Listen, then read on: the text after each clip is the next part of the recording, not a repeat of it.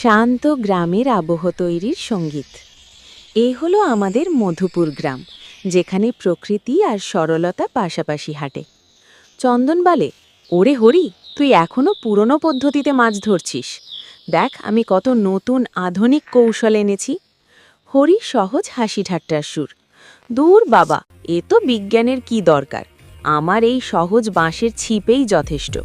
মাছ তো আর পিএইচডি করে আসেনি যে তোর কৌশল বুঝবে। একটি পেল্লাই রুই মাছ চন্দনের টোপের কাছে এলো। চন্দন তখন তার আধুনিক লেজার ফিশিং ট্র্যাপের ক্যালকুলেশন করতে ব্যস্ত। সে ভাবল, আর একটু স্মার্ট হওয়া যাক। মাছটি চলে যাওয়ার শব্দে চন্দনের দীর্ঘশ্বাস। চন্দন হতাশ। ইস, সামান্যর জন্যে হাত ফসকে গেল। আর একটু বুদ্ধি খাটালেই হতো। হরি তার ছোট মাছটি দেখায়, হাসে। হরি হাসতে হাসতে, দেখ, আমার সামান্য ছিপে এই পুঁটি মাছ, আর তোর বুদ্ধিতে শূন্য। বর্ণনা: কারণ অতি চালাকের গলায় দড়ি।